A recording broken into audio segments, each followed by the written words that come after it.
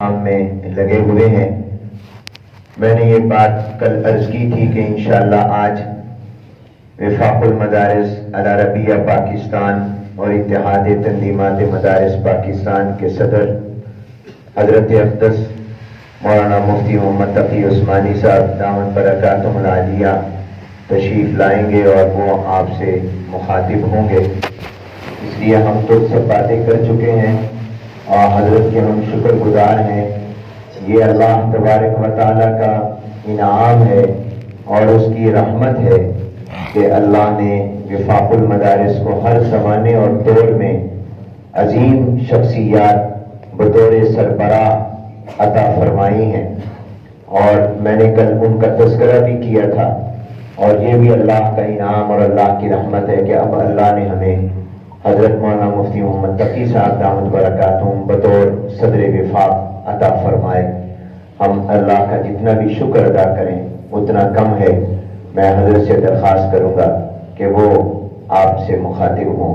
حضرت مولانا مفتی محمد تقی صاحب دامت برکاتہم، اور آپ ممتحنین کی جو کارکردگی ہے، یومیہ جو آپ کام ہوتا ہے، اس کا جائزہ روزانہ ہم لیتے ہیں، اور ممتحنین اعلیٰ جو ہیں وہ الحمدللہ ہم تک آپ کی تمام کارگزاری پہنچاتے ہیں۔ تو آج بھی اجلاس رہا، پھر بعد میں امتحانی کمیٹی کا بھی ہوتا ہے، اور حضرت نے بھی آج خود صدارت فرمائی، اور انشاءاللہ حضرت جتنے ایام بھی یہاں ملتان میں ہیں وہ بھی آپ کے پرچے دیکھے ہوئے دیکھیں گے، اور ابھی ہم حضرت کی خدمت میں آپ کے پرچے بھی پیش کریں گے۔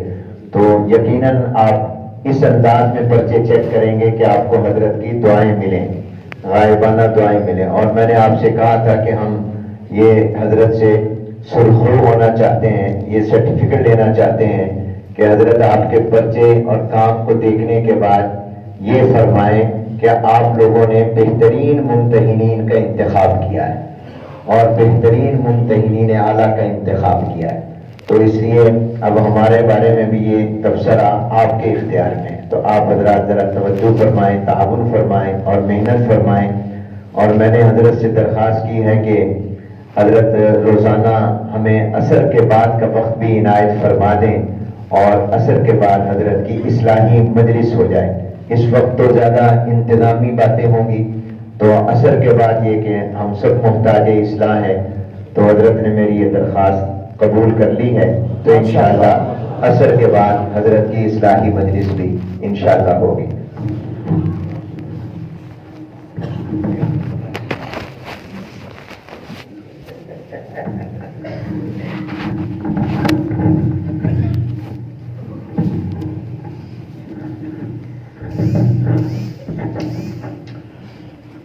بسم اللہ الرحمن الرحیم، الحمدللہ رب العالمین، والصلاة والسلام علی سیدنا و مولانا محمد خاتم النبیین و امام المرسلین وعلی آلہ و اصحابہ اجمعین وعلی کل من تبعہم بإحسان الی یوم الدین۔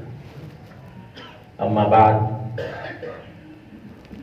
میرے انتہائی قابل قدر اور محترم علماء کرام، اساتذہ اعظام، السلام علیکم ورحمۃ اللہ تعالی وبرکاتہ۔ یہ میرے لیے بڑی مسرت اور سعادت کا موقع ہے کہ پہلی بار اس وفاق المدارس عربیہ کے نظام امتحانات کے موقع پر وفاق کے مرکز میں اللہ تعالیٰ نے حاضری کی توفیق بخشی۔ میں تو اس سے پہلے دور دور سے آپ حضرات کی کاوشوں اور کوششوں کے بارے میں سنتا رہا ہوں، اور ایک مرتبہ چونکہ صوبائی سطح پر پچھلے سال امتحانات کا سلسلہ منعقد ہوا تھا، تو اس وقت صوبہ سندھ کے جو ممتحن حضرات سے صرف ان سے ملاقات کا موقع ملا تھا، لیکن اس مبارک مجمع میں جو آنکھوں کے سامنے ہے، پہلی بار اللہ تبارک و تعالیٰ نے حاضری کے توفیق بخشی، اس پر میں اللہ جل جلالہ کا جتنا شکر ادا کروں کم ہے۔ آپ حضرات سب ماشاءاللہ اپنے اپنی جگہ دین کی اور علم دین کی عظیم خدمت انجام دے رہے ہیں، اور حقیقت یہ ہے کہ آپ نے جس خدمت کا بیڑا اٹھایا ہوا ہے اپنی اپنی جگہوں پر، اس کی صحیح قدر و قیمت یہاں شاید دنیا میں پتہ نہ چلے، لیکن انشاءاللہ ثم انشاءاللہ اللہ تبارک و تعالی ہمیں اپنے فضل و کرم سے آخرت میں خوشیوں کے ساتھ جمع فرمائے، تو وہاں اس کی صحیح قدر و قیمت کا اندازہ ہوگا۔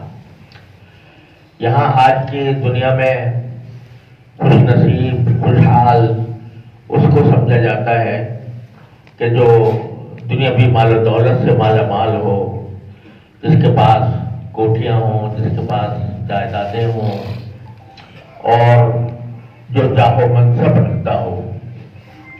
لیکن حضور نبی کریم سرور دو عالم صلی اللہ علیہ وسلم نے اس تمام مخلوق میں سب سے زیادہ افضل اور سب سے زیادہ بہتر جن لوگوں کو قرار دیا وہ یہی چٹائی پر بیٹھنے والے اور چٹائی پر بیٹھ کر قرآن کریم کے تعلیم و تعلم میں مشغول ہونے والے ہیں۔ خیرکم من تعلم القرآن وعلمہ۔ اس لیے آپ میں سے ہر ایک شخص اس لائق ہے کہ اس کی تعظیم و تکریم دلوں میں بھی ہو اور اپنے رویوں اور اپنے طریقے تعامل میں بھی ہو۔ تو سب آپ حضرات، سب سارے حضرات ہمارے لیے سر کے تاج ہیں، ہمارے لیے باعث اطمینان ہے، باعث اکرام ہے۔ تو میں بھی ایک معمولی طالب علم ہوں، آپ حضرات سے کیا میں نصیحت کروں اور کیا میں آپ کو کوئی سبق دوں، لیکن اتنا ضرور عرض کروں گا کہ اللہ تبارک و تعالیٰ نے آپ سب حضرات کو ایک بہت بڑی امانت کا بوجھ آپ کے اوپر ڈالا ہوا ہے، اور وہ امانت کا بوجھ یہ ہے کہ آپ کے ایک جنبش قلم سے کسی طالب علم کا مستقبل روشن بھی ہو سکتا ہے اور اس کا مستقبل تاریک بھی ہو سکتا ہے۔ اگر ذرا بھی احتیاط کے اندر کچھ کمی رہ جائے، کسی طالب علم کو اس کے استحقاق کے مطابق نمبر نہ ملے اور اس کی وجہ سے اس کی دل شکنی ہو، تو یہ دل شکنی بھی ایک بہت بڑا عظیم نقصان ہے، اور اگر اس کی وجہ سے اس کے مستقبل پر کوئی اثر پڑے کہ اس کو آئندہ سال میں داخلہ نہ ملے، یا اس کی طرف نگاہیں نیچے انداز میں ڈالی جائیں کہ یہ اچھا طالب علم نہیں ہے، تو یہ اس کے سارے مستقبل پر اثر انداز ہوگا۔ تو آپ کی ایک جنبش قلم وہ یرفع به قوما ویضع به آخرین کا مصداق ہے کہ اس سے جس کو چاہے آپ اوپر چڑھا دیں اور جس کو چاہے نیچے گرا دیں۔ اللہ تبارک و تعالیٰ نے یہ بہت بڑی امانت کا بوجھ آپ حضرات کے اوپر رکھا ہے، اور الحمدللہ مجھے امید ہے کہ آپ حضرات اس بار کرا کو بہت اخلاص کے ساتھ اور للہیت کے ساتھ اور طالب علموں کی ہمدردی کے ساتھ اس کو انجام دے رہے ہوں گے، اور اس سلسلے میں جو انتظامی معاملات ہیں اس کے بارے میں اور اس کے اہمیت کے بارے میں حضرت مولانا محمد حنیف جالندھری صاحب مدظلہم کی ہدایات آپ کو پہلے بھی پہنچ چکی ہیں اور انشاءاللہ پہنچتی بھی رہے گی، تو وہ آپ کے لیے ایک راہ عمل ہے، اور ایک ایسی ہدایات ہیں کہ جن پر عمل کرنے سے انشاءاللہ اس بار امانت سے آپ اللہ تعالیٰ کے ہاں سبکدوش ہوں گے۔ تو آپ ایک طرف یہ ہے کہ کسی طالب علم کو اگر اس کا مستحق تھا اوپر چڑھانا، اس کو نیچے گرا دیا گیا، تو یہ ایک بہت بڑا ظلم ہے، اور دوسری طرف ایسا طالب علم کہ جو ناکارہ تھا اور نااہل تھا، اس کو اگر ہماری طرف سے اہلیت کا سرٹیفکیٹ دے دیا جائے اور اس کی وجہ سے وہ جو قوم کو گمراہ کرے تو اس کا وبال بھی ہمارے اوپر ہے. اس لیے یہ بہت نازک ذمہ داری ہے اور امید ہے کہ آپ حضرات اس کی نزاکت کو، اس کی اہمیت کو پوری طرح سمجھ کر یہ کام کر رہے ہوں. اور میں نے دیکھا کہ آپ سب حضرات اس کام کے لیے دور دراز سے تشریف لائے ہیں اور سفر کی محنتیں آپ نے اٹھائی ہیں، اور یہاں قیام بھی کوئی بہت آپ کے لیے بہت اعلیٰ قسم کا نہیں ہے، بلکہ ایسا قیام ہے کہ جس جو کسی نہ کسی درجے میں مشقت کا سبب ہوگا. یہ ساری قربانیاں آپ کی یہ صرف اللہ کے لیے ہیں. اس میں ظاہر بات ہے کہ جو کوئی اگر حق الخدمت ہے تو وہ آپ کی ان قربانیوں کا صحیح بدل نہیں ہو سکتا جو آپ نے قربانیاں دی ہیں. تو لہذا یہ سب کچھ جو کچھ آپ کر رہے ہیں یہ ایک عبادت ہے، بہت عظیم عبادت ہے، اور اس عبادت کا حق اس کی جو صحیح جزا ہے، اس کا جو صلہ ہے وہ انشاءاللہ اللہ تعالیٰ کے ہاں ہے، اور امید ہے کہ انشاءاللہ آپ حضرات سرخرو ہو کر یہاں سے نکلیں گے. بس اس میں صرف اتنی گزارش ہے کہ جو ہدایات دی جا رہی ہیں الحمدللہ نظم ایسا قائم ہے کہ ایک طرف ممتحنین ہیں، پھر ممتحن اعلیٰ ہیں، اور ممتحن اعلیٰ کے بعد پھر امتحانی کمیٹی ہے، امتحانی کمیٹی کے، اور یہ سب چیزیں جو ہیں یا ہمارے اللہ تعالیٰ ان کو بہت جزائے خیر دے، 40 سالہ تجربات رکھنے والے مولانا محمد حنیف جالندری صاحب کی نگرانی میں ہو رہا ہے. اور میں نے دیکھا ہے کہ ماشاءاللہ دفتر کے حضرات بھی شب و روز انتہائی محنت کے ساتھ اور جرأتی کے ساتھ اس پورے نظام کا جائزہ لے رہے ہیں، کس طرح پرچے آئے ہیں اور کس طرح ان کو تقسیم کیا گیا ہے. میں بھی دفتر میں یہ سب دیکھ کر آ رہا ہوں اور اس سے بھی آنکھیں ٹھنڈی ہوئی کہ کس طریقے سے یہ سارا کام انجام پا رہا ہے.